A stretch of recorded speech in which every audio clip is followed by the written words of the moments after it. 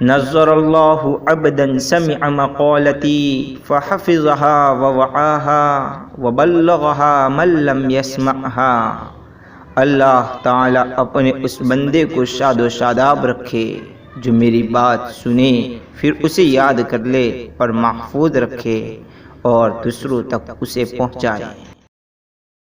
گلدستہ احادیث سلسلہ نمبر 5۔ بسم اللہ الرحمن الرحیم۔ مشکوک چیزیں چھوڑ کر یقینی چیزیں اختیار کرنے کا بیان۔ عن ابی محمد الحسن بن علی بن ابی طالب صبط رسول اللہ وریحانتہ رضی اللہ عنہما قال حفظت من رسول اللہ صلی اللہ علیہ وسلم دع ما یریبک الی ما لا یریبک، رواہ الترمذی والنسائی وقال الترمذی حدیث حسن صحیح۔ ترجمہ: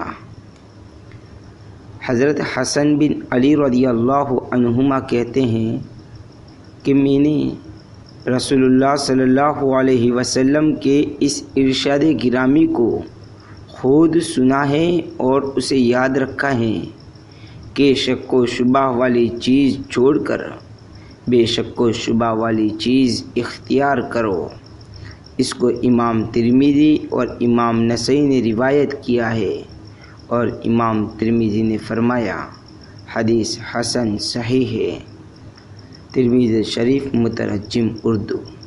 تشریح: مذکورہ حدیث سے معلوم ہوا کہ جس چیز کے بارے میں کوئی حتمی اور یقینی حکم معلوم نہ ہو کہ یہ حلال ہے یا حرام، سنت ہے یا بدعت، جائز ہے یا ناجائز، تو اس صورت میں حکم یہ ہے کہ مشکوک چیزوں کو چھوڑ دیا جائے اور اس چیز یا عمل کو اختیار کر لیا جائے جس سے کسی قسم کا شک و شبہ نہ ہو اور جس پر آدمی کو یقین ہو، کیونکہ صدقۃ و اطمینان قلبی کا نام ہے اور کذب میں بے چینی اور اضطراب ہوتا ہے۔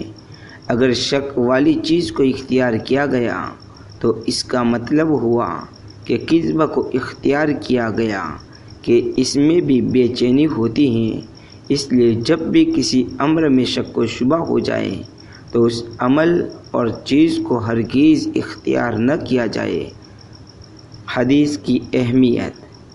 یہ حدیث جوامع الکلم میں سے ہے۔ امام ابن حجر رحمۃ اللہ علیہ نے فرمایا یہ حدیث دین کے اہم قواعد میں سے ایک عظیم قاعدہ ہے۔ الحمدللہ آپ کے تعاون کی وجہ سے ممبران کی تعداد 23 تک پہنچی ہے۔ آپ سے دوبارہ درخواست ہے کہ چینل سبسکرائب کریں اور ہمت افزائی کے لیے لائک کریں اور شکریہ کے دو کلمات لکھ کر کمنٹ کریں اور اللہ کے لیے شیئر کریں۔ جزاک اللہ خیرا۔ والسلام علیکم ورحمۃ اللہ وبرکاتہ۔